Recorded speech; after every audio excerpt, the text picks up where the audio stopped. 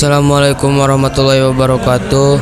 Saya Tatang Abdullah dari kelas MIPA 3 ingin mempresentasikan biografi Kiai Haji Abdul Wahid Hasyim.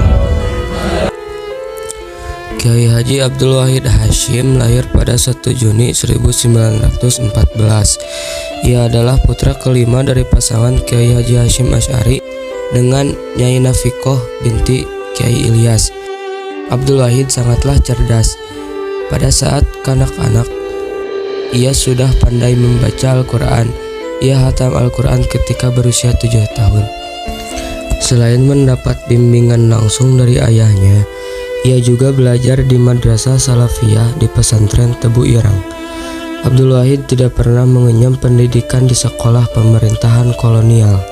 Meskipun begitu, pada usia 15 tahun, ia sudah mengenal huruf Latin dan menguasai bahasa Inggris dan Belanda. Saat berusia 18 tahun, ia berangkat ke Mekah untuk menunaikan ibadah haji dan memperdalam ilmu agama di Tanah Suci. Ia belajar selama 2 tahun. Sepulang dari Mekah, ia banyak menerima tawaran aktif di perhimpunan atau organisasi pergerakan. Akhirnya ia memutuskan untuk bergabung bersama Nahdlatul Ulama. Pada tahun 1938, ia menjadi pengurus NU Ranting Cukir. Beberapa waktu kemudian, ia dipercaya menjadi ketua NU Jombang pada tahun 1940.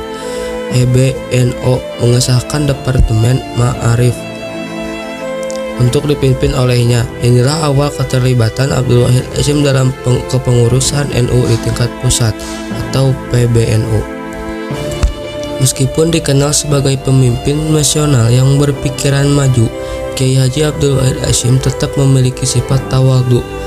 Hal itu bisa dilihat ketika berbicara dengan sang ayah, Kiai Haji Hasyim Asy'ari. Ia selalu berbicara dengan bahasa Kromo Inggil atau Jawa halus, padahal ayahnya mengajak berbicara dalam bahasa Arab. Salah satu kegemarannya adalah berkirim surat. Surat-surat itu umumnya berisi pandangan politik, arah perjuangan, dan cita-cita. Segalanya ditulis dalam bahasa menarik, lancar, dan dibumbui dengan humor segar. Ketika Jepang masuk ke Indonesia, Kiai Haji Wahid Hasyim ditunjuk sebagai Majelis Syuro Muslimin Indonesia atau Masyumi. Selain mengadakan pergerakan politik melalui Masyumi, yang menjadi mengembangkan pendidikan di kalangan umat Islam. Pada tahun 1944, ia mendirikan sekolah tinggi Islam di Jakarta. Ia juga merintis pembentukan Hizbullah sebagai sayap militer yang membantu perjuangan umat Islam dalam merebut kemerdekaan. Peran Kiai Haji Wahid Hasyim bukan hanya mampu menjabarkan Pancasila secara teologis dan filosofis terhadap rumusan awal yang diajukan oleh Soekarno pada 1 Juni 1945, tetapi juga menegaskan bahwa umat Islam Indonesia sebagai mayoritas menunjukkan sikap inklusivitasnya terhadap seluruh bangsa Indonesia yang majemuk, sehingga Pancasila merupakan dasar negara yang mempresentasikan seluruh bangsa Indonesia. Ada juga peran Kiai Haji Abdul Wahid Hasyim dalam menyiapkan kemerdekaan Indonesia sangat penting karena beliau mengikuti seluruh proses persidangan menuju Indonesia merdeka. Bersama Bung Karno dan sejumlah tokoh kemerdekaan lainnya, beliau turut andil dan menjaga Indonesia dari upaya pihak-pihak yang menimbulkan perpecahan. Wahid Hasyim dengan segudang pemikiran tentang agama, negara, pendidikan, politik, kemasyarakatan, NU dan pesantren telah menjadi lapisan sejarah keislaman dan keindonesiaan yang tidak dapat tergantikan oleh siapapun. 19 April 1953, tokoh Nahdlatul Ulama Kiai Haji Wahid Hasyim wafat.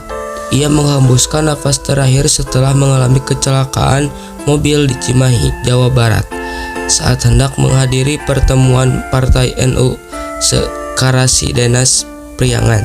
Abdul Wahid Hasyim dimakamkan di komplek pemakaman keluarga di pesantren Tebu Irang, bersebelahan dengan makam sang ayah, yaitu Kiai Haji Hasyim Asy'ari, dan namanya diabadikan sebagai pahlawan nasional.